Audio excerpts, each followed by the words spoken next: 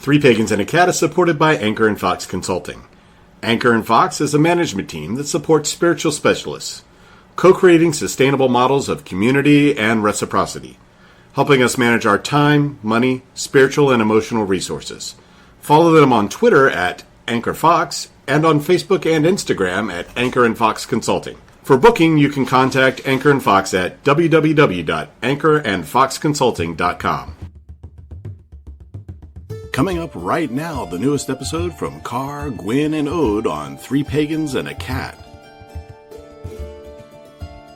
It takes as much energy to wish as it does to plan. Welcome to First Steps Energy, the 51st episode of Three Pagans and a Cat. Our opening today is courtesy of former First Lady Eleanor Roosevelt. You may call me Ode. You can call me Carr. I'm Ode's father. Merry meet. My name is Gwyn, Ode's mother. And holy fuck, we're on episode 51. Oh my god, yeah, that's true. Yeah, we missed episode 50 because it was an interview. It was an interview with Lady Dame. Yep. So here we are at episode number 51. Yep. That's right. Having crossed that threshold without noticing. Yeah. We crossed the threshold of 50 and weren't even involved in it. Release the balloons. It happened spontaneously. It happens. Right. But Rana did say congratulations, so thank you. And we're gonna, although our interview series from Convocation is finished, we're gonna start uploading some of the interviews that we did at Michigan Pagan Fest. I'm gonna edit some of those and upload those for a few more weeks. So that'll be continuing for a little bit. Yep. Before we go back to our usual bi-weekly schedule. Which I just want to say, because I figured this out earlier today, we are $183 away from being a weekly podcast. Yeah. Quinn Ann just said we're close to weekly, aren't we? And yes, we are close to weekly. The weekly would not be what you're getting right now. No, which is the pre-recorded it would be us interviews. live every week. Yeah, it would be this every week. Every week. So that is, if you guys want it, you gotta... Right, you know how to get it. You know how to get it. You know how to blackmail us into this. All right, so should I cover who our patrons are currently? Yeah, yes. Absolutely, because they're the whole reason that we do this anyway. Mm-hmm. So. We have 16 kittens. Wow. We love you, kittens. It's quite a few kittens. Yep. Cats, Amber D. Beehive Coven, Cindy Barrick, Gary Bearstorm, Jasmine Ray Bell, Megan Sokolow, Michelle Kukulek-Burkick, Rebecca Hillman, Tanya Allen, and Zacchaeus. I think it's cool that we have a whole coven as a cat. Yeah. Yes. Very cool. So thank you to all of our the cats. Beehive Coven. Yep. Yes. Our hunters are Ashley Brock, Brandon Summit, Briar Aldridge, Charles Howison, Delilah Darge, Darby Lockridge, Henry Wodehouse, James Smith, Jessica Helmer, Jessica Jones, Joe, Kay Kremer, Kimberly Lockaby, Laudine, Laura Loki, Lee Lynn, Leanne Stevis, Meredith Kenton, Mistina, Nadia Ratchford, Nicodemus Tibbetts, Ray Lothrop, Robin Archer, Rana, Sarah Bunder, Stevie Thompson, Susan Johnson, and Squeaky. Rana wanted it noted that her preferred name is Bitch. I can't say that. And also, holy shit, we have so many hunters now. And we love you, hunters, and we have such a good time talking to Yes, yeah, because hunters and above are with us in the Discord server right now, chit-chatting and listening to our craziness. And making us laugh. Yeah. Yes.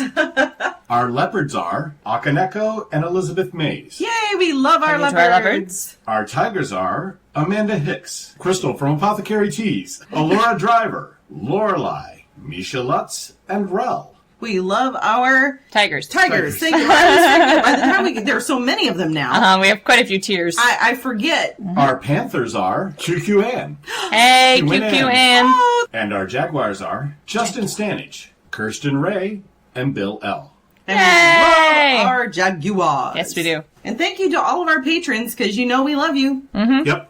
Every single one of you. Yeah, you all make all of this worth it. Yeah, you really do. We'd still probably record if there was nobody around. Probably, but we do it very differently. Yeah, it would be very different. It would be less structured. Mm-hmm. We wouldn't have the segments because y'all came up with those. That's right. And we love all of our listeners. We really appreciate everybody's feedback, and we've gotten some really neat emails over the last year and a half. We like going to festivals, and occasionally someone will come up and be brave enough to greet us, which is always great. Yeah. Right. Yeah. That is so cool. And we're always like, it is so cool to meet you. You know, it's very exciting for us to get to meet you guys. Yep. Yeah, we've actually had a lot of fun meeting our listeners. And it's fun to attach, faces and voices and really real physical personhoods to... And even like the random people who we don't like... have any real interaction with us who come up and go, oh my gosh, I listen to you guys every time you're on, and I can't believe that I'm actually getting to meet you. And we're just normal people. Just normal people. We're glad you're enjoying it. Right. And if you were a hunter or above, you'd know we're just normal people because this is where we fuck everything You get to hear all the unedited shit that I fix up in post. That's right. But we do have fun Squeaky meeting says, and that's what's so great about you guys, how you guys have embraced this community that's built up.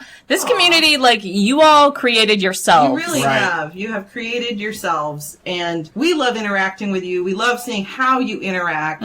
We love seeing how you help each other. It's great. Yeah, it's really, wonderful. really great. I love the pride. Okay, do we have anything else we need to do in housekeeping terms? Yes, probably. I have some notes here. Okay. We are starting at Arts and Craft. That's right. A Pagans in Need, which is a food pantry. Yep. By pagans for everyone. Yes. Yep. So if you live in the Southwest Michigan area and you're in need of food, you can find us on Facebook. You can find Pagans in Need on Facebook. There's actually a Pagans in Need Southwest chapter on Facebook now. Yep. Because these are two separate things. Two separate, organizations. Yeah, two separate organizations. We just happen to be helping run the Pagans in Need that's here in our area, and it'll be at Arts and Craft, which is the pagan and store. witchcraft store Run by our good friends Pat and Paul. Yep. Yeah, I think that's so. it, We'll put a post up with more information It's and going to be everything. It's going to be every other Saturday. Yep. Yep. So at this point, the off weeks of our recording. Right. That's right. On the weeks when we are not recording, we're going to be running the food pantry. So. Yep. And then we should probably talk about our upcoming speaking engagement, right? Oh, yeah. August 3rd, we will be at Detroit Pagan Pride, teaching speaking with symbols and monikers and metaphorical spaces there, kind of back to back. Yep. In the same tent. Yeah, so if you want to go to both, you can just hang out. So, if you're going to be in Detroit on August 3rd, come to the Detroit Pagan Pride. Can I make the other announcement? You can. Yes. All right. So we will be teaching monikers and metaphorical spaces at Pagan Fires, which is September 26th through the 29th, down near Cincinnati, Ohio. Is where it's held. And so if you're in that area and you're interested, you can find out more information about that at sabatentertainment.com. And that's run by Storm Fairy Wolf. Storm Fairy Wolf, and Devin Hunter, Hunter and Chaz. Yeah. Yep. So I renamed this episode late to First Steps Energy because we're going to be covering clearing or cleansing, charging, consecrating, and tuning or programming. And if we could have come up with a C. Right, I could have called these the 4 C's, but there's just not a good C word for that. Car is all about the alliteration. Not just car. Yeah. It's a car and ode are both very about alliteration, but because I couldn't come up with a C word for tuning and programming, I couldn't do it, so I had to rename the episode late. So it's called Energy because all of these things deal with the manipulation of energy. And we were specifically asked to cover some of these topics because, again, the First Steps program is about trying to explicate concepts that are assumed knowledge in the pagan world. These are all concepts that are often assumed knowledge or are explained in like a sentence at the beginning of a spell, but not and no detail or theory is ever gone into And so people are left to kind of go, okay, and kind of figure it out on their own. So we want to kind of try to maybe demystify it a little bit and give a little bit more explanation. The quest to demystify continues. Yes. There's sort of a logical order of progression here, so we're probably going to start with clearing and cleansing. Clearing and cleansing. And the reason for clearing and cleansing. What you might want to do it to, and how you might go about doing it. That's right. So to start, I would say the reason I would clear or cleanse an object or a space or anything like that is because things around us, places that we're in, they can collect energy or they can absorb energy. And if you're talking about an object, you can get energy on it from the person who's created it, obviously. And if that's a magical person, like for instance, Paul, you might want to save that energy. But people touch the stuff he's made, the alchemies and wands. People pick them up and feel them. So their residual energy gets on that object. Or if it's stored in a warehouse or in a store or anything like that. If you want, and it's not even a requirement. I've read in some places, this is a personal choice. Because there are some practitioners who believe your own energy as you use a thing cleanses and charges and does all that stuff. But if you want to cleanse an object, the reason is because it may have residual energy on it and you want to start out from a place of purity with this object. Can I ask a question here? You may. Okay, so Paul creates a wand. Right. A bunch of people touch it in the store. Right. And then you purchase it. Right. Can you get rid of everybody's energy other than Paul's? That's what I would do. Yes. Okay. I would say, so there's a difference to the way that an object gets kind of sticky with just Residual energy. residual sort of Like the energy dust. of the atmosphere. Right, like dust. Like dust. And the energy that Paul puts into a wand when he's creating it, which is sort of baked into the product. Yeah, it's inherent in the now, object. it is possible to cleanse too much or too deeply and to accidentally sort of scour out Right.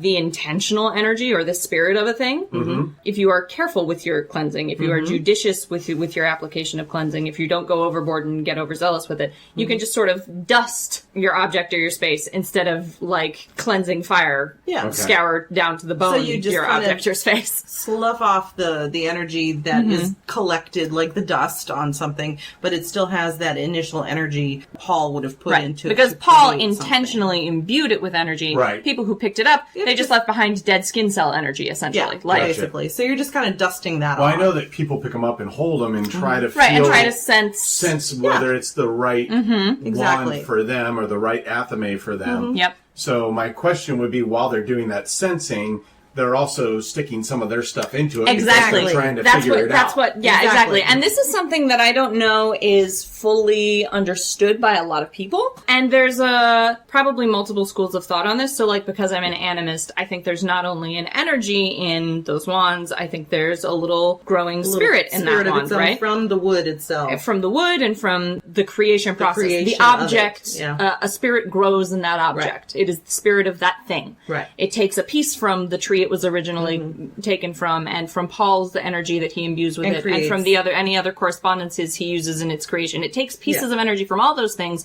and they sort of fuse together into a new whole spirit, right? Right. And for me, picking up and assessing, like, is this the one for me? Or when I pick up a stone and I like try to get a sense on it, what I'm doing, I don't think of it as energy work the way I know that like Gwyn thinks of energy. I think of it as spiritual communication. So I'm extending my spirit a little bit into interpenetrating with that object, trying to connect to that spirit of that object and see if we can communicate. If we can't, then I pull back, but I do probably leave residual bit of yourself. bits of spirit so behind. Here's another question then. So you go into a store, you pick up a wand or an athame or whatever, and multiple people have picked it up before you. Do you do like a mini cleanse at that point so that you're only talking to the spirit of the wand and not the other crap that's on it? That, I Or think, in is it? where people who believe that your own energy cleanses or whatever, imbues an object with your own energy is what cleans it off. That position seems to be that your energy sort of overwhelms, Overrides. Right. Anybody else's Over time. energy. But if you're just But checking if you're just it tracking out, it, Right. yeah. No, I would say you don't have to, because again, you're looking for the spirit of that thing. it, And I actually do very little cleansing in my work. And part of the reason I do very little cleansing in my work is because, so like a newly forged athame has the very beginnings of a spirit, and it's going to grow into that spirit over time, right? Right. As it experiences more. right? Like children do. Sure. So I would say every person who picks up that athame and senses its energy, pushes a little bit of their spirit into it to see if they get a response, and then leaves a little bit of themselves behind, you know, like dead skin cells, disconnected. Right. Yep. I think that gets incorporated into the spirit of the athame. And Okay. so, and it grows a little bit and changes and evolves and So becomes more. it just makes me wonder though, like for a wand or an athame that sits around for a while. Been there a year or Yes. more. How many people have imbued into Probably it? quite a bit.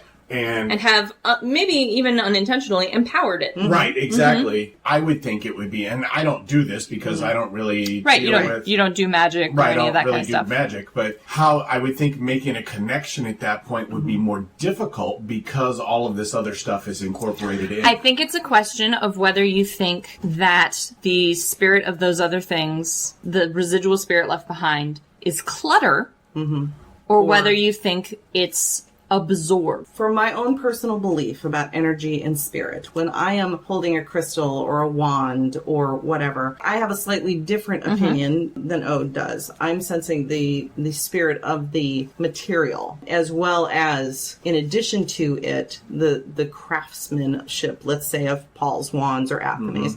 I'm sensing his craftsmanship, his energy around that material. But when I'm holding something, I'm sensing the energy of the object that it was originally made from. Okay? That's the energy or the spirit that I am sensing. So you're connecting to a tree spirit. Yeah, I'm connecting to a tree spirit. Not a wand spirit. Exactly. And so I'm connecting to whatever that spirit is of the original material, the main material of that object. So I can kind of go around, if you will. So then the craftsmanship doesn't matter. No, it does matter to me because I still sense the craftsmanship, the energy, the intention that's been put into that object. So I know what the power that is surrounding that original object, imbuing it with whatever energy. But then, yes, I do sometimes sense, other people's handling of it and that kind of thing. Do I do a lot of cleansing? I don't. I'm like Ode. I don't do a lot of cleansing of my objects and things like that. I'm probably more along the lines of, unless I feel it has a heavy negative energy about it, unless I feel like something is attached to it that would not be useful to me or to my work, I pretty much just allow it to be what it is. And my own intention ultimately imbues and alters and changes, and then it becomes an ally. But that spirit that I'm connecting to, like a tree spirit or the spirit of the stone or whatever, that is what becomes my ally. So you go further back into the web, essentially. Yes, I go further into the web. Interesting. Ray said, I always think The difference between wiping a table clean versus stripping the varnish off. which I thought that was a really good cleansing appropriately versus cleansing. over cleansing. Yeah. Right. Yeah. Yep. And there are times when I will pick something up. This happens especially when I'm looking at antiques or somebody has given me something that belonged to someone else because I feel that residual energy. And a lot of times that's when I feel like I need to cleanse an object. So I don't use a lot of tools in my work. So I connect to the spirit of the item itself. You connect to the spirit of the tree the wand Right. was cut from. Right. That's an interesting distinction to me. Things that would need to be cleansed, charged, consecrated, tuned would be like books of shadows, ritual tools, divination stuff. Is that pretty much it? Yeah, well, and rooms. People will cleanse rooms or houses. They'll Okay. cleanse locations. Yeah, Okay. exactly. Yeah. Like we home. cleanse the house every now and again just to sort of get out any residual sort of bad feelings. Must be when I'm at work. Yeah, Yeah. yeah. But like a sacred space. If we're like our altar room is a sacred space. It's maintained as a sacred space. I don't feel like I have to cast a circle every time I work in there. Right, it's just an because established it is sacred an established space, sacred space. No, I really don't cleanse that much Okay. of many of my tools. I So- will do what you might consider a very basic cleansing with my tarot cards. If yeah. they get stuck on a question, Yeah, I do or if that. they get stuck on a particular person's energy. This happens especially if I'm doing a bunch of readings in a row for different people, like at an event. Occasionally, you'll get the impression, I guess. I don't know how to describe this. The cards will express that they're stuck on a person's energy or that they're still focused on that person's question and that they aren't ready to move on.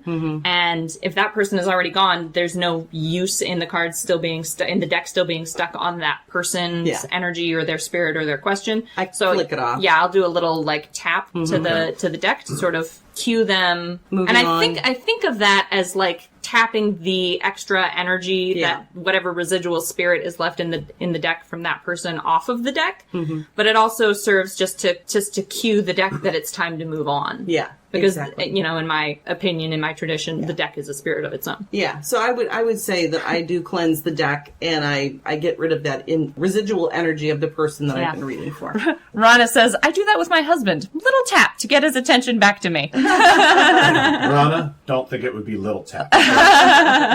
Smack upside the head. So what are some different ways to cleanse To do things? cleansing? Like, There are, I know like sage is a big one. So there are different things you can use to cleanse, and they cleanse in different ways. Okay. Salt is cleansing, and it's usually you bury something in salt. You Okay. can, in the same way, bury something in the earth or in cornmeal or something like that. Anything like that. And the idea with that is that the thing that is being buried in, right? So like if you bury a stone in salt or in the earth or in cornmeal or whatever, The salt absorbs the salt it. is absorbing the negativity or the bad energy or whatever you want stripped out of it, right? Yep. Right. You can cleanse by putting it out in sunlight or moonlight.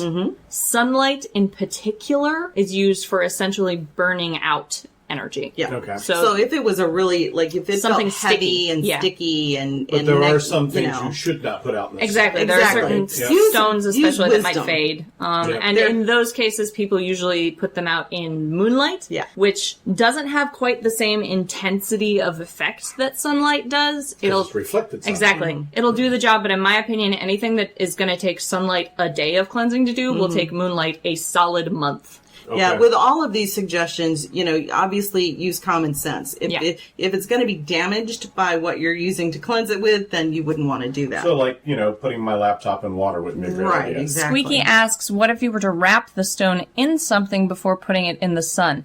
You could wrap it in like a scarf, but I would not put it in a box. No. Putting it in a box, I think, would be too much of a Create a barrier. barrier, Too yeah. much Yeah, of it would a be too much barrier. of a barrier. Yep. But if you were to wrap it in a few layers of silk or something, that might be okay. Saying that, there's also sacred smokes that you Right. can use if you need something intense, but you don't want to put it in the sun. So smoke, where salt is absorbing and sunlight is burning. And by the way, going back to salt, after it's absorbed the negativity, Get rid of you it. should Get discard rid of it. Yeah. Discard it. And you can also just have like bowls of salt around as well. Yeah, to like just to the sort of the way you absorb put the baking energy. soda in your refrigerator to absorb bad smells. Yep. You can just have like a dish of salt to absorb negativity in your house and just discard it And every just now and discard again. it away from your property. Just because I want to know, what age did you realize that baking soda was in our freezer and refrigerator to get rid of odor? I was like 23.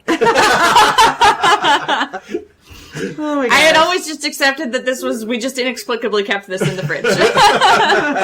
So in the way that salt absorbs and sunlight burns, smoke purifies. That's right. It And there's purifies. actually some science been done on this. That's right. Yeah, they did some science about this because It's actually pretty cool. In cultures around the world, there are certain herbs that are burned and the smoke is used to purify a space. And sage is one of And those. sage is one of those, and there are several others. Lavender. I'm not going to list them all. There are a bunch. But the science that they did on this was on a particular group of herbs, a particular collection of herbs that's burned in India. It's not sage, it's something else. They did some science on this and discovered that when you burned these herbs in a closed room and measured the difference between the bacteria in the air before and immediately after burning the herbs, the bacterial population in the air was reduced by 99.8%.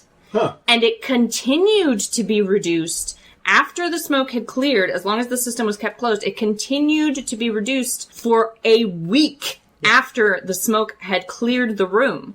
Huh. So there are certain smokes that definitely do actually Cleanse. cleanse the space of physical matter, not just spiritual energy. So Interesting. what tradition has understood as smoke as being sacred and cleansing and purifying. Science has confirmed. Science is confirmed. Really, bacteria don't like it much. Exactly. And some of those things that you can burn would be sage, obviously. Lavender, cedar, sweetgrass, rosemary, things like that. A bunch. There's a whole bunch. That's a tiny list. That's what you find at your basic pagan store. Yes. But there's a much greater list. And then there's one other cleansing method that I don't see discussed very often, that's often overlooked, is sound. Oh, okay. So bells are good for this. Singing bowls can be used for this. And especially when you get into hoodoo, just banging some good old fucking pots and pans around your house is used to break up and scatter negative energy.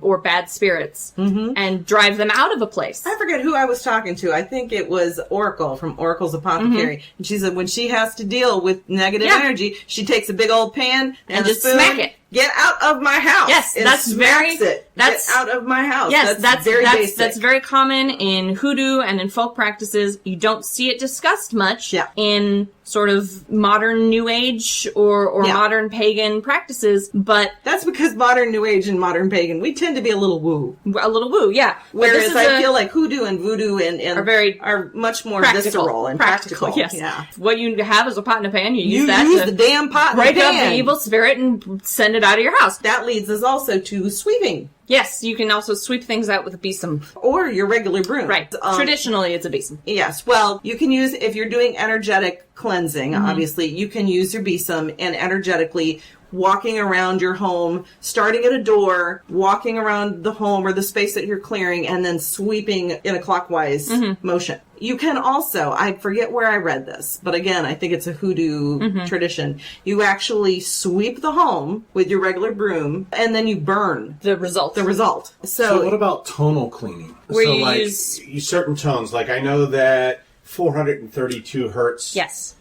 is the deepest healing sound. Yes. You can get that with some singing bowls. Uh-huh. I can't confirm this because I haven't tried it, but I don't think that an electronically produced noise would be as effective. What about a tuning Well, fork? no, I would disagree in that I have a friend, a former guitar player friend, who has a whole series of him playing certain notes on his electric guitar that have that same... Okay, no. I'm not saying that you couldn't produce those notes with an electric guitar. Right. I'm saying a reproduced, like on my phone, I don't know, would be as effective as if I had an electric guitar in my house and I was producing that tone. I think if your sound system is good enough to reproduce the tone, that could then be. Yes, but on your phone, no. Exactly. Yes. Yeah. I think agree with that. You need a certain level of clarity in the sound for it to be effective. Now, 432 hertz, the lower end of the speaking range, so that you probably could fairly easily reproduce on like computer speakers or something like that. It's some of the deeper tones. Right, some of the deeper tones would be an issue because I know that at my age I can't even hear some of those tones anymore or some of the higher tones. But And then I did also want to mention, obviously, fire. You can use candles. You can walk around a home. Yes, you got to be more careful with that one than with the others. Yes. Obviously, be smart about it. If you cannot put something out in the sunlight and you need something burned away, quote unquote, you can light a candle and energetically use the light and fire of that candle. Use the element of fire. Right. Which is what the candle Gwyn represents. is doing a thing here with her hands that you can't see, but I'm going to describe it to you because I think it's actually an important part of the process. So when you want to cleanse an object with a candle, you do not just light the candle. No. You actually surround the object with the candle's light. So, like, she was making like a circle, like a clockwise circle around an imaginary object. I would probably try to like surround it in like a full sphere, basically, to like get up above it and down below it, all around it. Yeah, and just focus on the light of that candle interpenetrating the object. if you're looking for something fancy to do your cleansing with, our tiger Amanda comes bearing salts from Wonderful Body Co. These soaks and scrubs, inspired by popular books and characters, are designed to delight multiple senses. From fragrant scents and sparkling mica, you can also find a small selection of rollerball fragrances with a couple of dozen options available. You're sure to find something you like at Wonderful Body Co. collection to satisfy even Gwyn. Today, we're recommending the Lavender Buttercream Salts. Yay! Find Wonderful Body Co. online at wonderfulbodyco.com or go directly to the shop at etsy.com/shop/Wonderful Body Co. You can also get a coupon using the 3-pack code 3PACKAT30 for 30% off. That's 3PAACAT30 for 30% off at wonderfulbodyco.com. That is an awesome discount. It's a spectacular discount. Spectacular discount. So everybody, you got to get you some stuff from Wonderful Body Co. And use your discount because we're not getting this stuff is awesome. Yep. Yeah, it's exactly. wonderful. It's I very love good. it. It's time for Odes Stone Corner!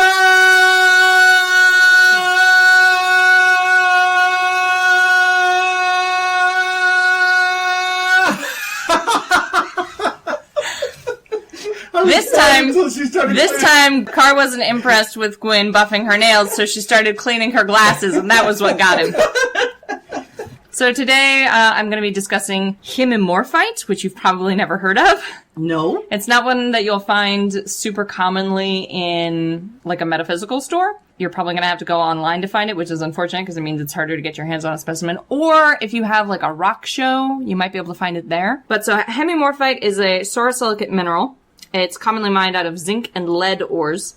And its name comes from the way its crystals are structured because it has dissimilar faces. So, which is a very unusual quality in a crystal. Most crystals have similar faces on terminal ends. Hemimorphite has a blunt end and a sharp end. The crystals persistently grow in this fashion. Interesting. So, like, when you see those, like, long spars with, like, a sharp edge and, like, a blunted edge, those have been cut that way in most crystals, but hemimorphite just grows that way. Interesting. It can be hard to tell because it'll grow in the crystal base and then the blunt end will be in the crystal base, and so you won't be able to tell that it's blunt.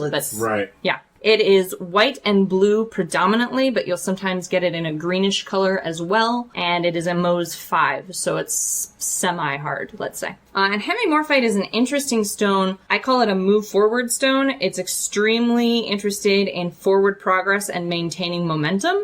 It doesn't really care what you're moving towards or what the point is or where you're going. It just wants you to be constantly making progress. It's good for projects and personal growth. It's not like a carnelian, which is a real energizing stone and will give you like confidence and energy to go do a thing and like sort of fill you up with fire and passion. Hemimorphite isn't that. It's more of a life coach where it's gonna sort of, it'll, on the one hand, cut through your bullshit and tell you like, I don't care that you don't want to do it. I don't care that you have this anxiety. I don't care about your hesitation. Just go. Stopping. Move forward. That's more like a fitness coach. But then it's also, once you start, it transitions to like a gentle cheerleader mode where it's just like, you're doing great, sweetie. I'm so proud of you. So it'll like, it's a very versatile stone that will sort of switch its mode, its operating procedure, depending on whatever will motivate you better at the moment, because it's purely interested in moving you forward. So hemimorphite is actually a stone that I suggest pairing with something else that's a little more focused. Okay. Something else that has, if you do know you need a lot of energy to manage a public speaking engagement, right? Get a carnelian and pair it with hemimorphite, because the carnelian is just boundless energy with no direction, and the hemimorphite is going to take that carnelian's energy and direct it specifically, always constantly forward. No hesitation, no side ventures, just do the damn thing. So, question for you on that. Answer for you on that. Because it has a blunt end and a sharp end as its natural form, would it make a better pendulum than something that's been cut into a pendulum? Ooh, maybe. That's an interesting question. Especially since it cuts through the bullshit. That's hard for me to answer because I don't do pendulum work. I understand. Well, yes. I would have to use it and see. Yeah, that's... Well, the reason why I'm making this question is I know that you really struggle with pendulum. I so do. But hemimorphite might be something could that be, you yeah. could If I could find a natural, an uncut hemimorphite crystal in the right shape, yeah, that's possible. That would be interesting, and it really doesn't have to be a large piece. No, it could be a very, very small piece. As long as it's heavy enough to swing. Yeah, could be, yeah, especially given hemimorphite's like constant move forward. And it's not what I would call a tactful stone. Which pendulum exactly. is not tactful, It's a very, like I said, it has sort of two operating modes, which are stop dawdling and I'm proud of you. And it'll switch between those based on whatever is most effective at motivating you at any given moment. Gotcha. Yeah, actually, it sounds like it would be perfect as a pendulum stone. All right, so that's it for Oats Stone Corner. That's just sad. Well, no, I'll take it. Exactly, yeah. Rana says... I need 3-pack to tell me what they think about ethically sourced rocks. Actually, that question was going on earlier. We're out of Oat Stone Corner, but let's still talk about ethically sourced rocks because, I mean, that's a big thing that we push. Is knowing where you get your stones from and that is as important. best you can. As best you can. So, but lots of times it's hard to know. We actually ask. If we go into either arts and craft or Geoscapes, which is the big rock shop around near us, here, yeah. we ask where they get it. I know Geoscapes goes and does rock hunting all winter out on the West Coast and then brings it all back because they're closed during that time. Yeah. While they're out doing that. Arts and Craft has one or two specific vendors that they work with, yeah. Yep. One I know is out of Madagascar. Yeah, but they also have verified. Ethical sourcing for all of your tools is super important. There's a certain level of nuance to this discussion in that a lot of the stuff that exists currently has already been mined however it was mined. Right. And you can't put it back. It just, it just it just exists now in this state however it was originally gotten. But at the same time, we don't want to be contributing to the market for these things that creates unethical mining practices and business practices. And there are so many layers to ethics in mining. There's the very real damage that's done to some of the mines themselves, the damage that's done to the earth. The environment. To the environment. Mining is not a clean process by and large, so it produces large amounts of waste. Are they doing strip mining? Right. But even aside from that, there are human labor problems in a lot of mines all over the world. Right. A lot of them is actually slave labor. Yes. In some parts of the world, it's slave labor. In some parts of the world, it's not technically, but it's functionally slave labor. Right. Sometimes it's prison labor, which is essentially slave labor. There are a lot of ethical layers to this that all need to be considered. Okay, so let me ask this question. Say you can't confirm where your stone came from, right? Because Either you don't know how it was sourced, the people you buy it from don't know how it was sourced, but it just spoke to you and you purchased the stone. Does it need to be cleansed more or differently than any other stone?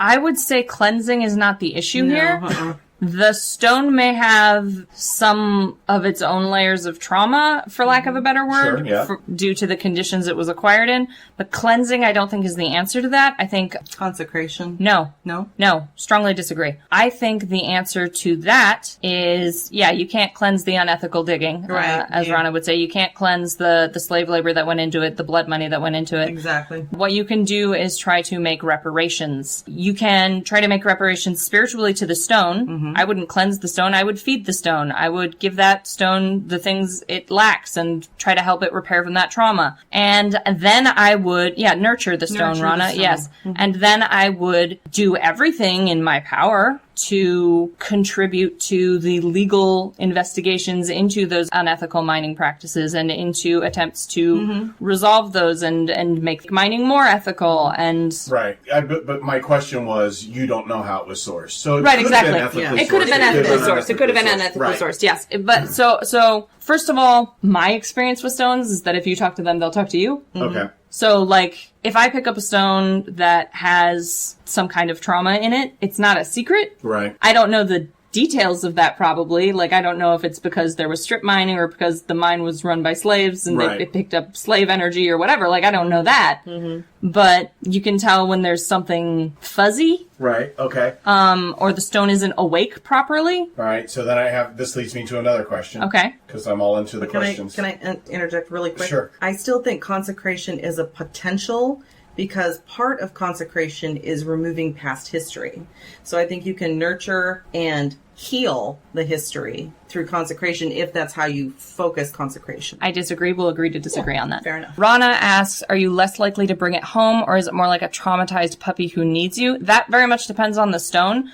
So some stones, every stone has a spirit, right? But not every stone is accessible to me. The spirit of that stone isn't necessarily reaching out to me, isn't willing to communicate with me. So sometimes that may be a trauma in the stone that it's unwilling to reach out, that it's locked up or it's not properly awake. And sometimes stones will reach out to you desperately and say, take me home. I need to work with you. You, I need to work with you. And sometimes that's because you need it and sometimes that's because it needs you. And sometimes it's both. These are reciprocal relationships. Or sometimes it needs you to help it escape. Right. Car, what was your question? Rana asked it. Okay. So it was the exact same question, although I wouldn't have used the puppy necessarily, but it was the exact same question. Then I think that kind of leads us into consecration would be the next. Because I think cleansing and consecration can kind of go together. A lot of people do all of these steps. They do all of them sort together of in a row. at the same, or not at all. Right, exactly. Or not at all. one. Yeah, None of the these others. are all optional. Right. Yeah, that's the thing, and we said it at the beginning of the episode, and we're reiterating it now. It really depends on you and what feels right to you. Like I said, I do very little cleansing at all. Right. And for I don't do any of it. Yeah, Right. exactly. So that's why I'm asking questions. Right. And for consecration, there's two reasons for consecration, and which is why it can go hand in hand with cleansing. And one of those reasons is it can purify the item. And then the other is that it can remove the negative energy or its past history. So If it has it. So my view of consecration must be totally different from your view of consecration. Because to me, that's cleansing. Anything that purifies something is a cleansing procedure. Consecration is a totally different thing about connecting the object to a divine source, making it sacred. Consecration is the act of making a thing sacred for a divine purpose. So, to consecrate something, I would need it to be cleansed first. And then consecrate. And then consecrate it as a separate action. That's fair. Do you do consecrate? Because I know you consecrate things. It depends on the item. It depends on if it is something that I feel needs to be made sacred, if it has a sacred purpose. And I guess I do kind of combine, like I said, I don't really cleanse my tools and things that often, which I think is why I kind of cleanse, and consecrate as like a combo pack. As a combo pack, which is, Whereas I like to have, this is about me as a person, I like to have very clearly defined boundaries. Yeah. So I'm like, cleansing is one thing, consecrating is a different thing. Right. So consecration, you could say a prayer or dedicate it to a particular God. Exactly. Or it's like with my grimoire, I consecrated that book. I didn't cleanse it because I didn't feel like it needed to be cleansed, but I consecrated that book for its purpose. Right. And I did blood magic on that so it would be tied to me. Bound to you, yeah. Bound to me. Do you have oils that are consecrated that you would then use on a candle for a candle spell? I have not personally consecrated my oils. I do have But a there are consecrated people oil. who do. I have the oil was not formulated by me. Mm-hmm. It's an oil that I purchased from an apothecary. I actually have two, and I consecrated both of them to the same deity because I'm me. Focused. But so I have two consecrated oils that I use in different ways for different purposes, but they are both specifically for this deity,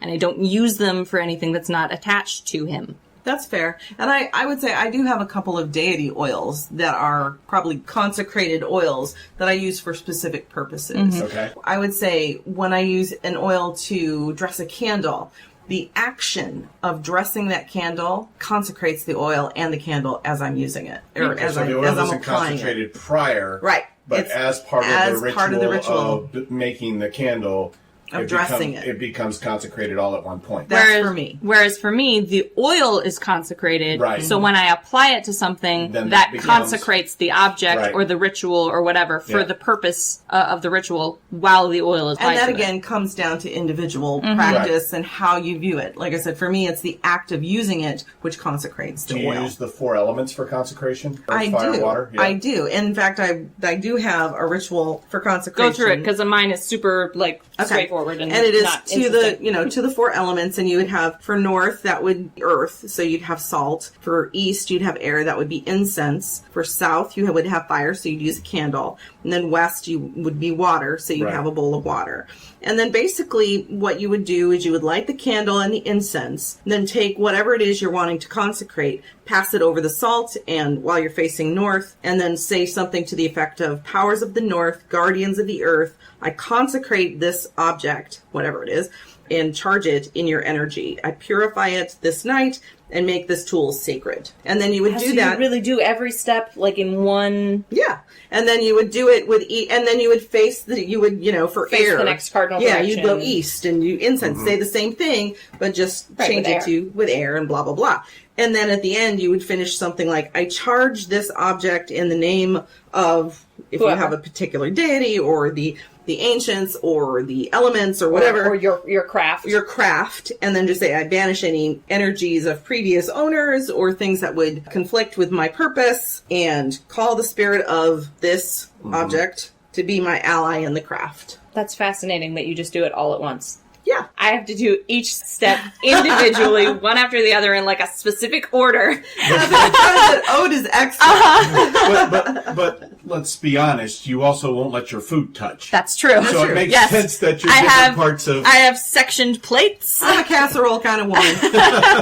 So I'm like, Gwen's if I can just do- like, I can multitask. I'm like, I no. can multitask. Each If I can do step this- must be individually partitioned, and there must be like a recovery period between each one. And I do tend to, when like I said, I don't do this very often, but when I do bless, cleanse, You just do it consecrate, all whatever, I do it with the elements. Right. And that is what I use. Right. So you don't consecrate to deities. Yep. I guess it's time for Cars Feast Table. Christmas table. So I tried to find something that was specifically consecration-y, Okay. and I couldn't. Okay. So what I did is I went to my favorite website to buy bizarre ingredients from, Which is is? chefshop.com. Okay. I absolutely love this place. I've bought very little from it over the years, but I have drooled over all of it You've showed me a lot from that site. That's true. for years. That's true. In the last year or so, started adding recipes. So I decided I would grab a recipe from my favorite website, Okay. Chef Shop. So here it is. It is cocoa curry rubbed chicken salad. Holy crap. So your He ingredients got his are... alliteration in that. He did, yeah. The ingredients are 6 free-range chicken breasts, rice bran oil, ground cumin, curry powder, fine sea salt, Okay. black pepper freshly ground, Ooh. cocoa powder, and then 1 pound of fresh, locally grown salad greens. What? I like how the recipe specifies it must be locally grown Yeah, salad yeah, greens. yeah, yeah. That's an important thing. 3/4 of a cup of EVOO, or extra virgin olive oil. Yes, thank you, Rachel Ray. Evu.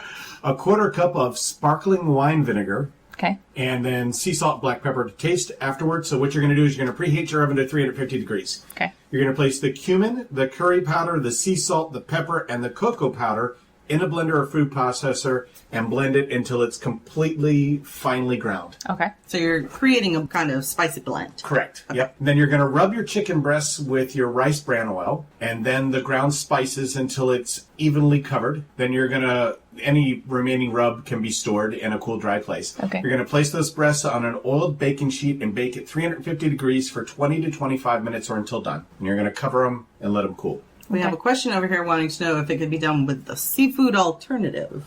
Sure. Doesn't have to be chicken. You can do it with whatever you want. Maybe shrimp. Shrimp, yeah. Oh, shrimp would be actually really good, especially if you got some like number 8s. Yeah, or larger. Or some kind of a whitefish, too. Yeah. Could be I'm really good. not a seafood person, so I will stick with chicken. Shrimp or whitefish of some kind. Here is what I would suggest for your salad. Okay. Butterhead lettuce, arugula, kale, spinach, and Swiss chard. That does sound good. Okay? Okay. It's going to be a little bitter with the kale. And Swiss chard, but trust me, I'm going to offset Sometimes that. having Okay. a little bitter is good. I'm going to offset that by having homemade honey Dijon vinaigrette, His specialty. which is a quarter of a cup of EVOO, 3 tablespoons of honey, 2 tablespoons of white wine vinegar, 1 tablespoon of Dijon mustard, 1 tablespoon of minced Vidalia onion, Ooh. and a quarter of a teaspoon of sea salt. I've had this dressing, y'all. It's really good. And then you're going to whisk all the above ingredients together until they're well combined, and you're going to pour them all into a jar to save because it will keep for a couple of weeks, except that it will not last that long. It never has in our home. And obviously, you keep it in the fridge. Right. And then you can adjust the vinegar and the honey kind of to suit your taste. This is kind of the recipe that I follow.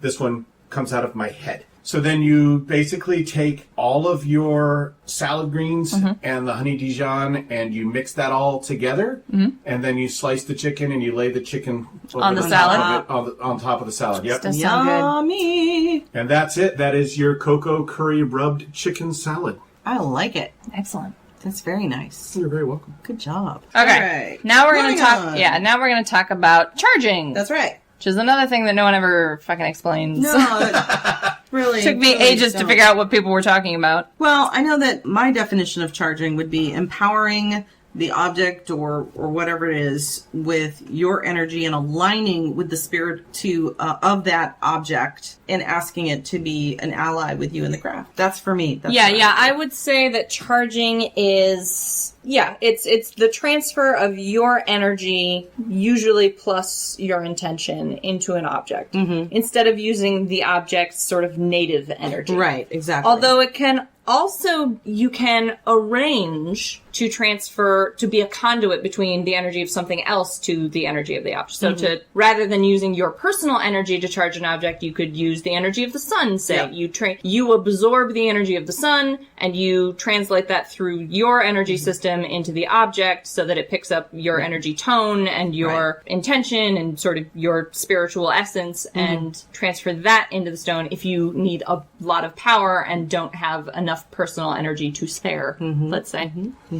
Yeah, but otherwise, that's, for me, it's about creating an ally. Right. With whether it's a plant or it's an object, I work with that spirit, that energy, and create an ally in my craft. So dressing a candle would be charging it. As Yes. well as consecrating Consecrating it. and because charging. you're doing that oil. See, these are So, but- separate things for right, me. Yeah, right, these are exactly. separate So things. when I do a candle spell, Loki, it's Loki. That's who my admit it. that's Just who my admit that's it. who my 2 charged oils are That's for Loki. the boss. So when I am doing a candle spell and I want Loki involved in it, or it's for Loki or whatever, Right. I get the candle. My candles don't need to be cleansed because I only ever use them for one thing. Right. So I charge the candle by Yeah. putting my personal energy and intention into it, and then separately I consecrate it with the oil. So those are 2 separate tasks for me. Yeah, for me, Right. it's all as I'm putting the oil in, I am both consecrating, I am charging, and it all goes in at the same time when I'm dressing a candle. We also talked about using the sun and the moon to cleanse. Yes. Yep. But you can also use the sun and the moon to charge. Yes, Right. and some Especially people... the full moon is a very good for And like a empowering. noontime sun. And a noontime sun. And some people will actually just put out their stuff to cleanse and charge simultaneously. Like they'll put it out in the sun and take it back when it's been cleansed and charged by the sun. Yep. I think it's possible to set that up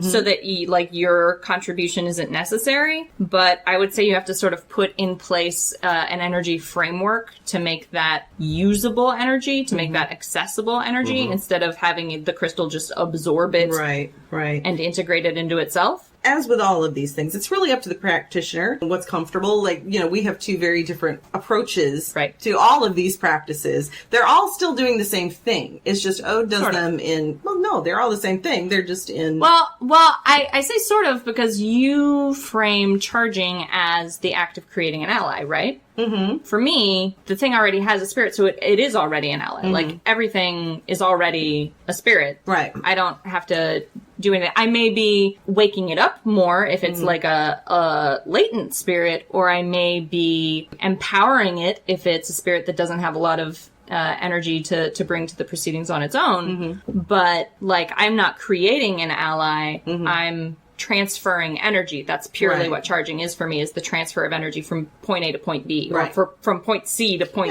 A to point B. And it may be different for, other people. Right. For me, it is the creation of an ally. I don't necessarily cleanse, but I always charge. If it's an object that is going to be working with me, and I'm going to be using it in the work. Right. I'm just saying, like, that's my ally, my partner, if you will. That would be the distinction, I guess, is that I don't, like, unless it's a permanent tool. But even then, like, when I acquire my stones that I have, I consider all of those allies, and I didn't have to do anything special for that. They just, they agreed to come home with me, so they're allies. This, I think, just comes down to training. This was how I was trained. Right. Well, and I'm much more of an animist than you are, so that's, although I'm sure, also more contributing. and more into more of a, an animist I framework. would still call myself a soft animist.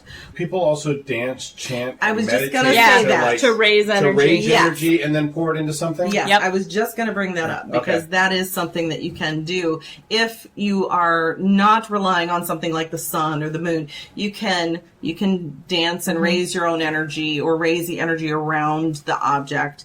You can meditate, as you were mentioning. What are some other activities? Just any kind of anything that's going to chanting. Chanting helps to bring up energy. I find that it is easier in general to raise energy, to raise personal energy. Right. When you are in a mild trance state. So anything that contributes to a mild trance state, which is drumming, dancing, drumming, chanting, rocking back and forth, rhythmic activity in general will induce mild trance states if you're susceptible to it, and makes it easier to raise energy. And then the process of raising energy is sort of difficult to describe, but it's essentially, it's partly physical and partly spiritual. Yeah. So it's something that I definitely feel in my body when energy is raised. I feel a little tingly and sort of simultaneously heavy and lighter. I would look at it, at least for me, I would describe it as when I hear a really amazing piece of music that really speaks to my soul, my spirit, and I get this full swelling feeling within my whole body, in my emotions, my everything, every part of me just is lifted up, and that is raising energy. So listening to music can also do this. Yeah. And then when you've gotten that heightened level of energy intensity in your soul body complex, let's say, when you've achieved that heightened level of energy, it's a matter of funneling it into a purpose. Into the object, usually in this case. So like and I do this the other way around too. So I have I have stones that I don't charge, they charge me. Right. So my carnelian, which I bring with me every time I go to an event because I find them exhausting, there's a just a little regular meditation I do. I call it Feeding the Fire, where I do a meditation, and the carnelian, because it's boundlessly energetic, just feeds energy directly from itself into me so that I can re-energize and have enough to keep going for the rest of the day. Could you then also use your carnelian to energize another tool? Yes, Yes. I Like absolutely sitting on could. the top of And it? that's Yes. exactly. Yep. You can do that. And I wanted to add too, I think for me, like, this idea of charging and creating an ally, it can be for me as instantaneous as picking up a stone and sensing the energy or the spirit of that stone, and basically in that moment asking if it will work with me, and it says yes. Done. See, I don't think of that as charging. See, I for think me, of charging. that's charging. I think of charging as going through the process of raising energy in one way or another, or accessing energy in one way or another, and transferring it, And like for me, consciously and intentionally. And there's a permanence, I think, Yeah. to charging that there isn't to just communicating. Right. So, like when I communicate with my carnelian, that's different than when I am being charged by my carnelian. And I would agree with that in certain situations for me. And for me, again, it depends on what it is I'm interacting with and the purpose of the charging. Yeah. With my grimoire, that was a ritual. That was a definite charging and consecration and the whole act. All in one. All in one, Right. yes. But it was also very ritual Right. Right. for me. Right. It's time for Gwyn's Garden Gems. What I'm going to be talking about today is dill. And The what I put on my eggs? yes, dill. I love dill. Yes, exactly. And I got the idea because I just recently purchased a book at Arts and Craft. It's called Plant Magic by Sandra Kynes, and it is a year of green wisdom for pagans and Wiccans. And what I like about this is it goes by month, and so therefore it's going by growing season. And so dill is something that you would grow in the summer. It's a June through August kind of plant. Dill, or dill weed, or dilly, or garden dill, also meeting house seed. Its official name is actually Anthium gravialis. The thing about dill is that it grows very easily and it grows very well as long as you have it in well-drained, slightly acidic soil. You do want to make sure your ground is well fertilized, and you sow the seeds directly into the ground where you want them to grow. The thing that you have to remember about dillweed when you're growing it is it does not like to be transplanted. It does not tolerate being moved. Okay. So either... So it needs a permanent location. It needs a permanent location. You can grow it in a pot inside, but it has to be in a place where you know it's going to get full sun and will be well drained. But if you're going to grow it outside, plant it and then don't never move move it. Because it won't like that. Otherwise, it's relatively easy to grow. It does need full sunlight. You also want to make sure it's sheltered from strong winds because it is kind of delicate, the stems itself, because they can get very tall. They can get up to 3 feet tall, and it has a hollow stem. I had no idea dill got that tall. Yeah, it has a hollow stem, so the winds can really mess with it. The leaves are ferny and thread-like and bluish green. And then it has yellow flowers that bloom probably mid to late summer.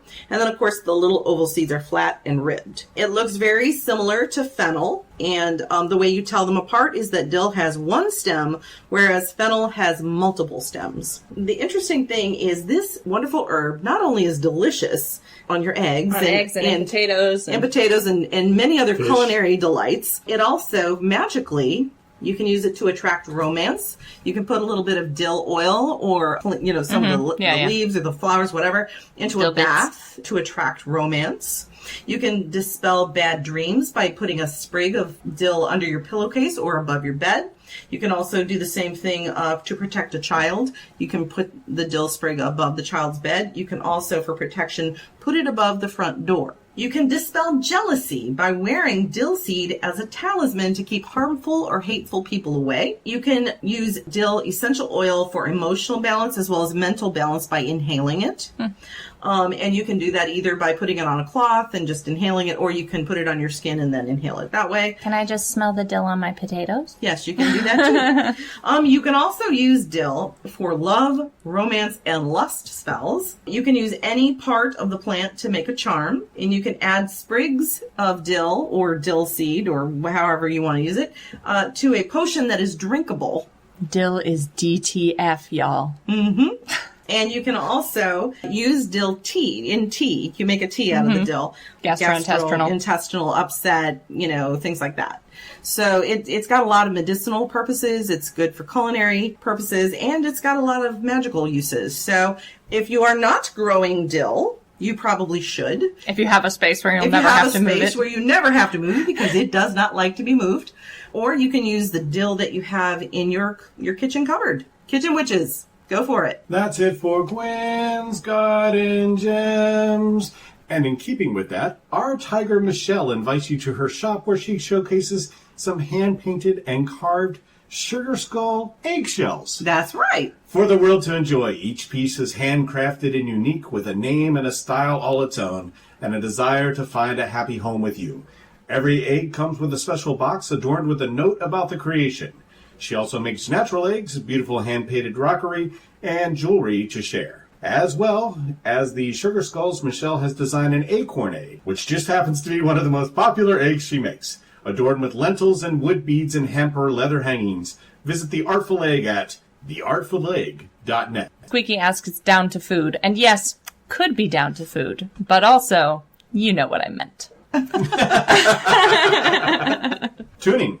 Yes. So this was, it's actually a good thing Justin is in a place where he can type now. Because he's the one who asked the question. Yes, Justin specifically asked if we would talk about what I mean when I talk about tuning or programming a crystal. That's right. Tuning is actually a little different from charging. It's sometimes presented as a very similar phenomenon, but it has a different function. And at least for me, although as we've just been discovering this episode, I do things in a very structured way that other people might do in a more lackadaisical or multitasking way. I'm more fruit salad, when it comes to consecration, and I'm dedication. Like, first we eat the grapes, then we eat the orange slices, then the cherries.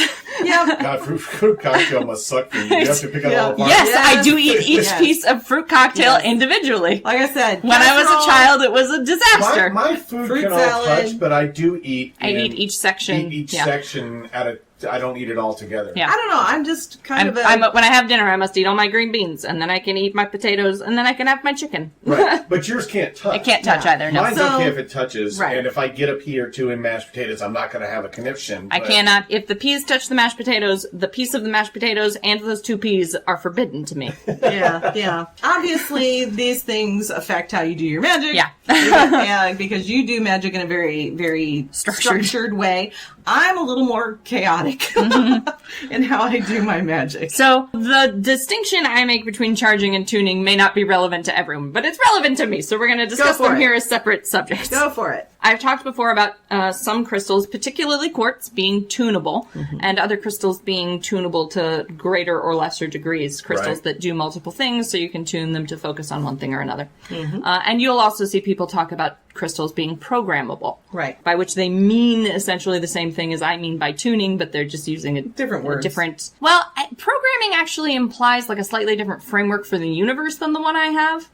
Because for me, it's all spirits. Programming, you're implying computer. Yeah, well, you're implying energy, computers. Don't you think? Well, it's energy, but it's a specific sort of mental framework for energy where it's like, I'm manipulating my environment. Right. Whereas I, as an animist, am more like, I'm communicating with the spirit. And to be fair, I used to be that way. I'm much more of an animist now than I used to be. But there are a lot of people who operate function that way. Who function that way. That's how they view the world, and that's how they as like operate. A great big system that you just manipulate the pieces of. And that's a fine way. It's just not like I don't have a personal connection to that understanding of the universe. But that's what people generally mean when they say programmable, is that they're talking about like a systematic universe that you can sort of manipulate the elements of. I use tunable because I'm talking more about spirits that I'm going to try and shift into different directions. Become attuned with. Exactly. So where charging is imbuing something with energy, tuning is specializing the energy that's already native to the thing to a specific purpose. And I would say we are in agreement on this. Yeah, and it's specifically useful mostly when you have something that has a very broad band energy. So like quartz can do, Rana says, they agree! Yay! Yes, hooray! It's a celebration. It's so rare that we come to these points where we both agree on something. So, but like quartz has a very, what I call a broadband energy spectrum. Right. Where it can do a lot of things and it doesn't have like a strong preference for any one thing over the rest. If you have a new quartz that you've never communicated with before, learning, it's not going to come to you probably with preferences. It's probably going to come to you essentially clear, and it'll just do whatever that you ask it to do in any given moment. Right. But if you, and that's fine, you can keep a quartz in that state if that's like going to be your only piece of quartz and you want it to be able to multitask. Right. But because its energy is spread across that sort of wide spectrum, it's not a specialist in anything. Right. So if you're going to pick up multiple pieces of quartz and you want each one to do something specific, you can tune each individual quartz specimen to prefer a specific thing. And that narrows the focus of its energy, so it has a more intense result. So it has a more intense effect on that subject. So you could have a quartz that you tune to focus on healing, and then it will do healing better than any of your other quartzes will because it's focused, its whole attention, all of the energy it has available to it, because quartzes in general have a lot of energy availability. Right.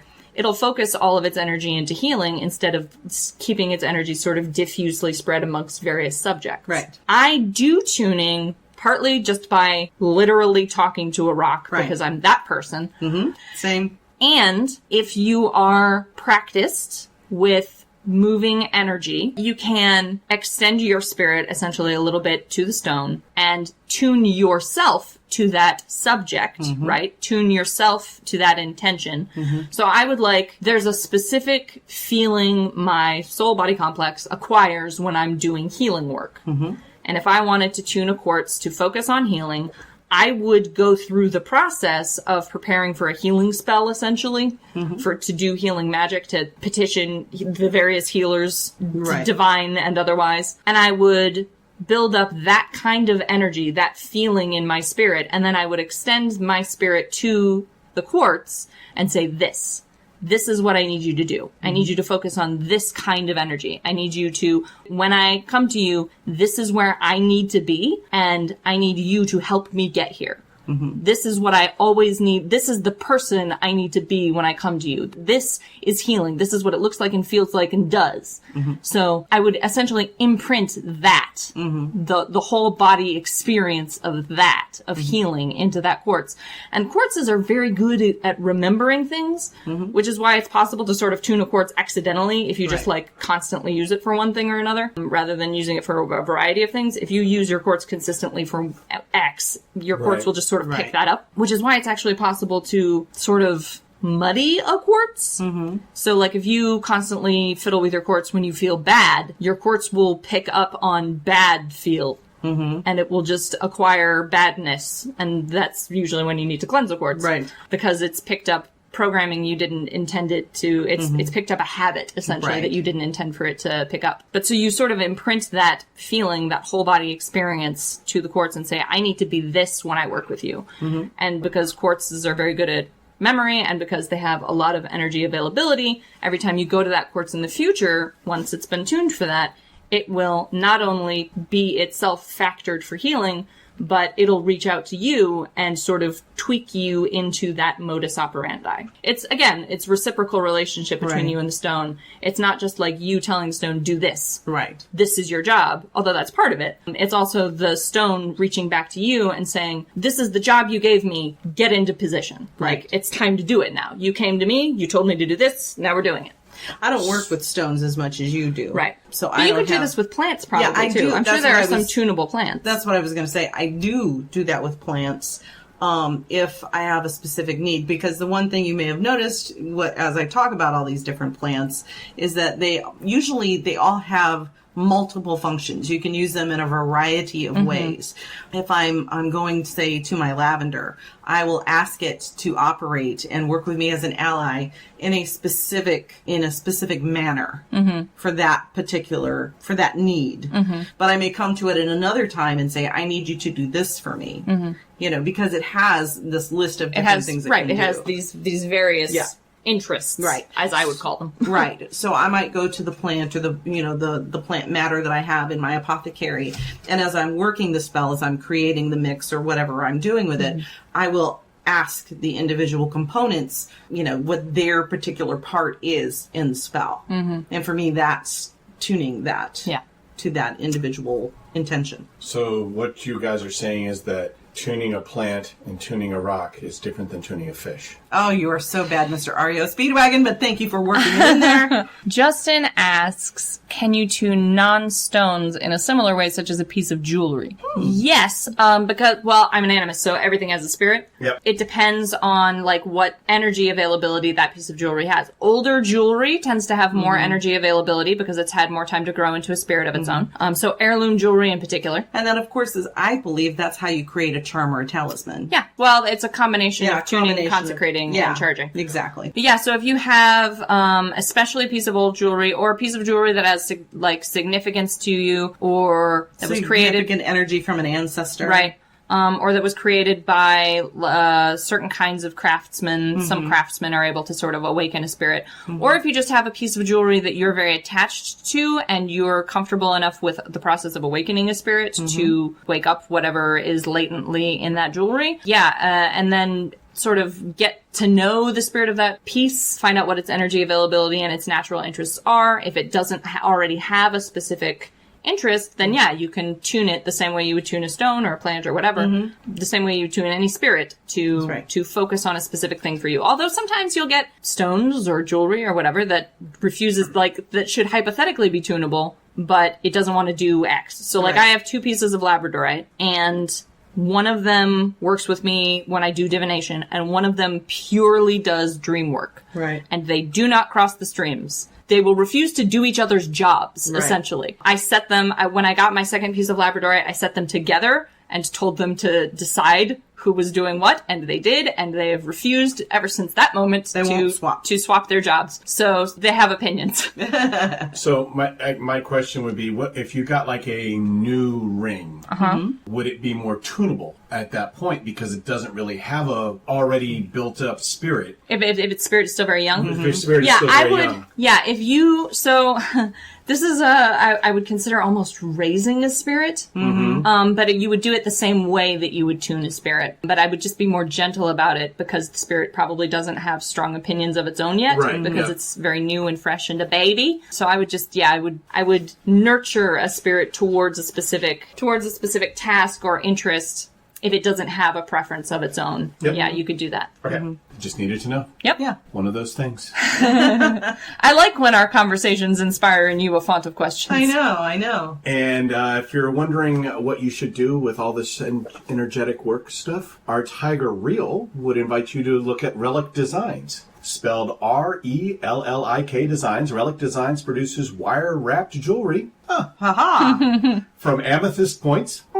Wrapped in coils of silver to bracelets of braided bronze and silver chainmail links. Reel works in all types of metals from copper to titanium and accepts custom commissions. You can find Relic Designs on Facebook at the @Relic Designs or on Instagram, the @Relic.Designs. There are a couple of imposter Relic Designs out there, so make sure you get the dots and the spacing right and accept no substitutes. Let me, since we're talking about jewelry, we just talked about relic, for this idea of energy, if you want. Okay, so I have 2 necklaces that I bought. Both are dedicated to Hecate, and both are her symbols. Right. One is strictly the Hecate's wheel, or the Strophilos, which I'm you're wearing right now. Yep. And then I have one that is in a key with Hecate's wheel in the middle. Now, this one that I'm wearing, that is strictly the metal disc, it was machine created, right? For me, when I picked it up and as I'm wearing it, was neutral when I bought it, or when I received it, right? Because I did buy these both online. And so it was neutral. As I'm wearing it, I'm starting to, it's starting to pick up my own energy. And of course, it represents Hecate for me. So it's got that consecration with it as well. But the key that has the Hecate's wheel in it, it came with the energy of the crafter who made it, because she actually crafted it. She put the Hecate's wheel into the key with a mold, and she designed it, she crafted it, and so her energy was a part of that. Right. And that was not something that I felt like needed to be removed. Right. Guess what? What? It's time for reviews. Oh my gosh. Yes. Okay, so All right, so we're reviewing 2 items, but from the same people. Yes. that's right. Baba Teddy Zhao and Lady his Kate, wife, yep. Lady Kate Henriette Zhao. So we are reviewing the novel Absinthe, Alewives, and Alchemy, and the game/divination system Hexenwelt. Yes. So let us begin with the novel. Yes. I liked the stories of this book. Yep. I described it to Car earlier as more of an anthology than a novel because it's about the protagonist's sort of progression through uncovering her past and future life and sort of following the progress of developing a secret recipe, let's say. And the individual stories are interesting. I was sometimes confused about whose story I was in because the transitions are not always clear, which I think is semi-intentional. It makes it more of a mind fuck that way. Yeah. It reminds me a lot of Fight Clubby. Yeah. Like, you don't know whether It's sometimes where you're at and who you're at. Yeah, it's sometimes very difficult to tell whose story you're in until like a name happens. And Right. that's why I did not really read the book. I never really could get into it. I tried. I read, you know, like the first couple of chapters. I loved it. I didn't. It didn't do anything for me. It did not appeal Which to is me. weird because that's normally not my kind of book. Yeah. I mean, I'm normally like a Tom Clancy, let's Yeah. spend 10 pages on how to build How to- a nuclear yeah. device. Right. So this was very interesting. But yeah, I completely dug Yeah. the book. It just didn't do it for me. There were definitely some stories that I had a harder time getting into than others. And so, like, we would transition back and forth between various stories, and I'd be like, oh, we're back to this person's story. I don't care. Move on. Please. just get back to the stories I'm interested in. But there were some of the stories that were very, very interesting, and as confusing as it occasionally was, I did enjoy the book. We had, I think, a pre-editing copy, Yep. so I'm not going to talk about the grammar and stuff, because there were it needed a few editing passes, I think. But aside from the it needed maybe a slightly more clarity than it had. I would have appreciated slightly more clarity while maintaining sort of the confusion of the timeline that we were in. I would have appreciated maybe having a better sense of, because sometimes like I had a hard time telling not just where in time we were and whose story we were in, but so some of these stories involve multiple people and the narrative is sort of a third person omniscient. So it knows everyone's secrets. And I think I would have preferred a tighter narrative lens. Yeah, I think that's the reason I just could not get into this book is the reasons that you state. Yeah. It was just a little bit all over the place for me. Yeah. It never quite caught my attention. And if it can't catch my attention in the first few chapters, I'm not going to bother reading the rest. I mean, I will That's because we're crazy reviewing. because I literally Yeah, you were very into it. I read 10 chapters in very little time. I mean, it was just And there was one other thing that Car and I talked about earlier, which was that I felt like for lack of a better word, main protagonist's transition through her life was simultaneously very, very fast and very, very slow. Yeah. So she didn't seem to have any real internal struggle with coming to terms with her identity. She had some external factors to contend with, but no internal processing really was happening, or it happened very, very fast in the first 3 paragraphs. But simultaneously it took her a very long time to get to the end of the road. I don't know, something about there was a pacing issue there, I think, for me. But I will say this, if it ever gets to an audiobook, I would probably give it another go because I could just plug it in and be doing other stuff while it's multitasking. Well, yeah, I could multitask with it, but this is not something I'm going to sit down and read because it just wasn't grabbing you. It just wasn't grabbing me. I've So it already goes. read it once and probably will read it again. To pull out more details. Yeah, so what would we give this in stars? I'd probably give it a 4. Okay. I'd probably give it a 3. All right. 2. All right. So So that's we'll equalize out to a 3. Because I will say, I mean, I guess it averages out at about a 3. about a 3. But then Yes, part 2 of also, this review. Part 2 of this came Yes. out at the same time. Is a game/divinatory device called Hexenwelt. Yep. System, Yeah. I don't know quite how to that we used last night. Yes, we did. And it is, for me, lack of a better term, amazing. Yeah, it was really, very really good. interesting. It was Yeah. very interesting. So- I liked this. I wouldn't call it a game. It can be more gamified than we did. Yeah. We did it more serious, more divination Yeah. technique. You can put more role-playing elements into it. And if we do it again, I probably will start adding in more role-playing elements to it. Probably not more like dice rolling, but more just, I'll try to draw the two of you into your roles. Right. So how the game is played is there is a GM, a game master, called the Queen Bee in this scenario because the group of players are a hive. It is spelled Hexenweldt, Hexenwelt. So you have a hive, which in this case was Car and Gwyn, and Queen Bee, which in this case was me, because I was the most skilled diviner who had read the material, because Gwyn didn't read the game book. I hadn't read the game book. And I did and was completely confused. Right. It was pretty detailed. Yeah, so I was the Queen Bee for this session. I quickly sketched out a world, like, here is where we are in the grand tradition of RPG games everywhere, and Gwyn and Car each chose roles, and they came to the place I had described, and they presented questions to the Queen Bee, and we went through a series of divinations, answering those questions, and rolling the dice to see if the answer was yes or no, and if the question needed to be expanded or narrowed. And then I did it with tarot.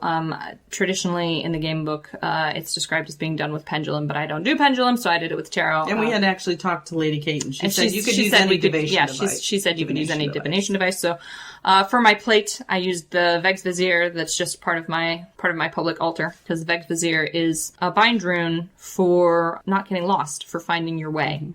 So I used that as my plate, and I put cards down on it to divine answers to questions, and we went for 2.5 hours until questions had been satisfactorily answered. And I thought it was very good. It was very, in the way that we played it, or used the game, it really dug very deep into the issues of what we were, of the question that I was asking, and it brought out 3 or 4 different threads of that we had to pull on individually, that actually went down into shadow work, kind of stuff. And so it was very intense. Gwyn had a very intense session. It was very intense. At one point, I was just like getting frustrated. Gwyn didn't get the answer she expected or wanted.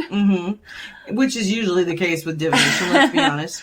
But I really appreciated the process because it forces you to dig deeper and to dive deeper. But what's the real question? What's the real question? But I was also allowed to confer with the Queen Bee. I was allowed to get to confer with the druid who was Car. With Car in his role. So it was very fascinating. It was, Rana.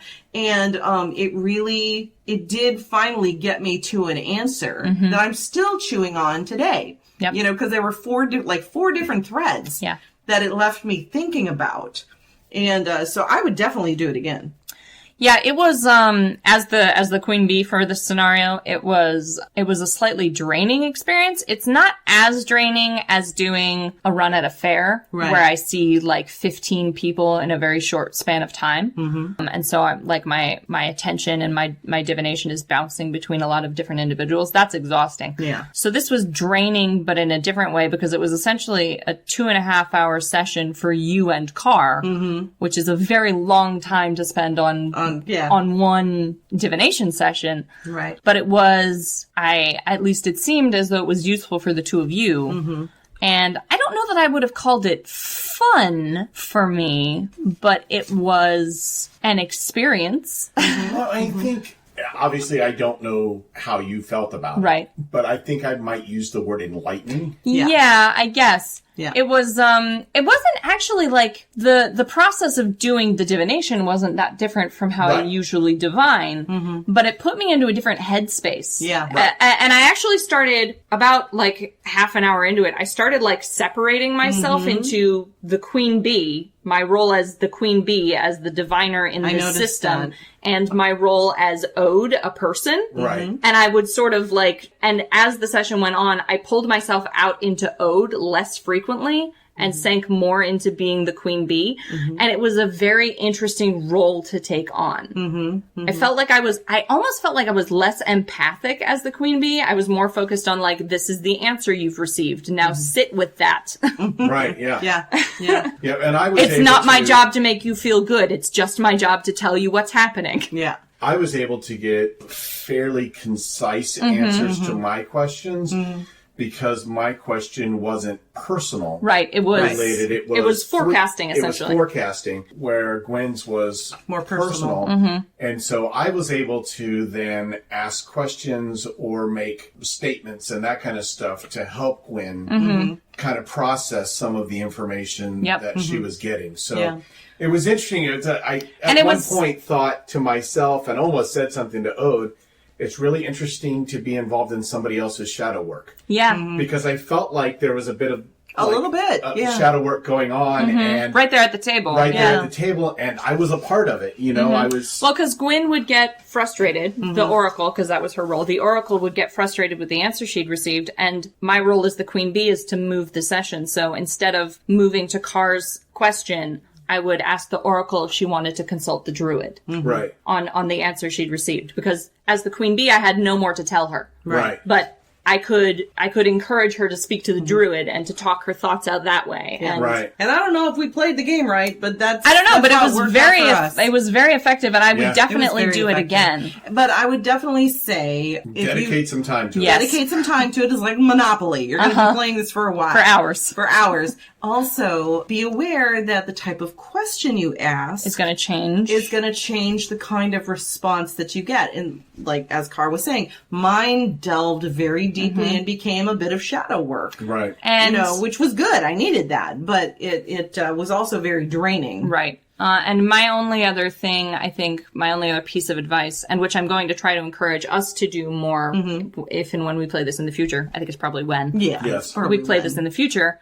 Is going to be to sink into your roles more. I think that's what it was. I'm going to try to build. I did more of that, I think. But I'm a former D&D player, so I think in the future, I'm going to spend more time building that scenario, and I'm going to spend more time encouraging you into your roles and asking you more about the people you are in this scenario instead of letting you be who you are today. Right. Right. Because I think for me as the Queen Bee, not even as a player, but as the game master, that role differential was a very important part of that process.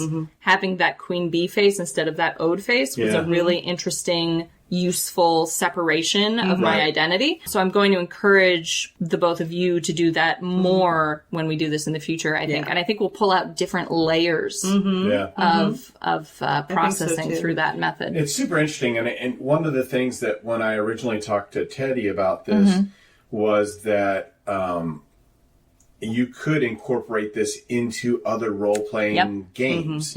So you could incorporate it into like a D&D adventure. Yeah, you could be playing a D&D. You could be playing a D&D campaign, and you go to the Mad Witch at the edge of the forest, and this is how you get information from her. Like, exactly. You play a brief Hexenwelt to get information from the witch. Right. Like, yeah. So it's super interesting because I think that Ode and I have talked about for, I don't know, years now, kind of developing a game system. A game system that would be a game world, super complex, which is why it's never actually happened yet. But so it'd be interesting to now have something else to incorporate into this, this thing we're building. You could essentially make Hexenwelt a mini game inside of a regular tabletop gaming session. And I liked it. I liked it how we played it last night or used it last night. I would be interested to see, how it develops. How it develops if we alter how we do it a little bit. Yeah. I think this has a lot of it's got a lot of potential. I'd say it's a good but challenging experience. Yes. Yeah. That I encourage everyone to attempt at least once. Yes, That's what I'd say. Exactly. Yeah. Exactly. You should definitely try it. So I give 5 stars. Oh yeah, 5 stars across the board for Hexenwelt. Yeah. That's absolutely. Yeah, Hexenwelt was very unique and helpful. And like the book for me, a mindfuck. Yeah. It really kind of it's a really good thing for me to have in my toolkit now. Yeah. I'm really, really grateful that it exists. And I'm tempted to find ways to pull it into my regular divining practice. Yeah, exactly. Or I don't know if you all have thought of it, but I've actually thought, like, as I'm starting to think about becoming more of a reader who goes out and does things, is how to incorporate some of that into. That's what I mean. Into my actual, professional divining professional relationship. readings. I'm wondering if there are ways especially if I'm having clients who are having a difficulty accessing a reading. Right, If yeah. they're if trying to, we just played this last night, so I'm still processing, but I would like, I think, to pull some of that role of the differential, elements. Right. that scenario creating into Yeah. my clients who have a hard time accessing the reading or And have a maybe- hard time accessing their emotions. And maybe even, at least for me, incorporating the character sheet portion into it, because it then gives you an idea. Yeah, of what are you really Yeah. looking at right Correct. now. Yeah. Yep. Because I think that the character sheet would change pretty much each time you do it. It would, yes. Because, you know, as you get better at one thing. Well, and so the character sheets that's in the game book Uh-huh. includes multiple roles for each thing. Right. I made 2 game sheets Right. for the 2 of you, and I only gave you 1 role per thing, and I Right. gave you each different kinds of roles Right. per thing, and then I handed them to you at random. Gotcha. Right. And so next time we do this, I will Do make the you same. new randomized character sheets. Yeah. And I think that forces you to think differently about the answers you're given each time. Yeah. Yeah. So anyway, like we said, that's definitely a 5 out of Yeah. 5. It was Absolutely. spectacular. Definitely. Highly recommend Yeah. Hex Involved. Yeah. So now, exactly. lead us out. That's it for reviews. That was you. nice. And that's it for the show. Yeah, we're done. That's pretty much it. I think we've covered pretty Everything. much everything that Yep. we can cover. I'm looking here. If you want to know anything more about us, you can go to www.pagansandAcat.com, and that'll have all of the information you need. Yep. You can find everything about us there. So that's, We're on Facebook, Twitter, and all. So yeah, Yeah. pretty YouTube. much You can find the everywhere. links. You can find us. Yep. All right. All right. That's it. That's hit it. hit the button. This is That's our it. worst sign off in a while. It's You've been listening to Three Pagans and a Cat. Find out more information at www.threepagansandacat.com.